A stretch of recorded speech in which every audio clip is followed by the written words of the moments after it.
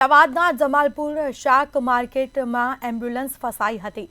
સમાચાર સામે આવી રહ્યા છે અમદાવાદથી। તો જમાલપુર શાક માર્કેટમાં એમ્બ્યુલન્સ ફસાઈ। દર્દીને લઈ જતી એમ્બ્યુલન્સ છે તે ટ્રાફિકમાં ફસાઈ।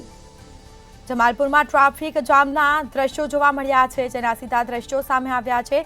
શાકભાજી અને એપીએમસીના વાહનોના લીધે ટ્રાફિક જામ થયો। પોલીસના જવાનો પણ ટ્રાફિક હટાવવામાં નિષ્ક્રિય જોવા મળ્યા।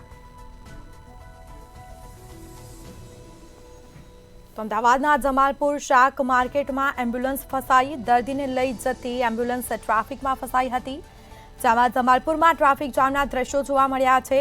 શાકભાજી અને એપીએમસીના વાહનોના લીધે ટ્રાફિક જામ થયો હતો, તો પોલીસના જવાનો પણ ટ્રાફિક હટાવવામાં નિષ્ક્રિય જોવા મળ્યા, જેના સીધા દ્રશ્યો સામે આવ્યા છે।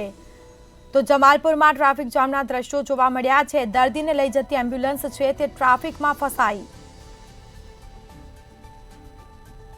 તો અમદાવાદના જમાલપુર શાક માર્કેટમાં એમ્બ્યુલન્સ ફસાઈ હતી।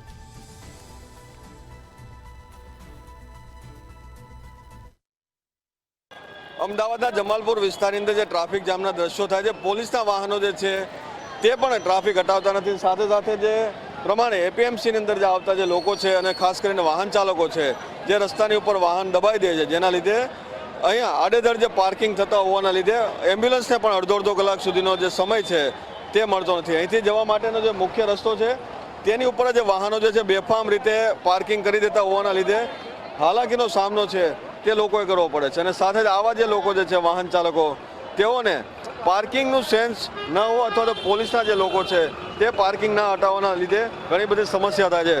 કેમ આ ગાડી આડી મૂકી છે? पता नहीं क्या बोल रहा, पता नहीं मेरे को, क्या समझ में नहीं आया मेरे को। रास्ते में क्यों रखी है ये किस वो ये माल बोल रहा है वो, ये रहे, ये पीछे खड़ा है, उसने बोला। तो જે પ્રમાણે આપ જોઈ શકો છો એકદમ રિક્ષા જાય એટલી જગ્યા છે, ક્यों रास्ते में गाड़ी रखी? हाँ, रास्ते में क्यों रखी है? मैं कहाँ रखे? तुम्हारी है? नहीं ना, वो सेठ की है, मेरी नहीं है। सेठ इधर है तो मैं क्या करूँ उससे? मेरी थोड़ी नहीं है, मेरी जब है नहीं तो मैं क्या करूँ?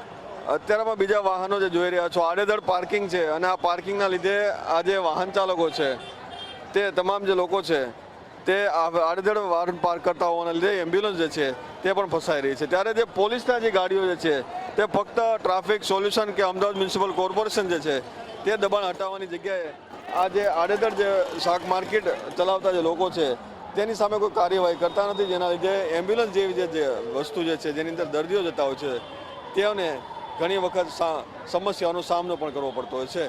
કેમેરામેન કૃણાલ રાણા સાથે મીર દુધરેજા, મંતવ્ય ન્યૂઝ, અમદાવાદ।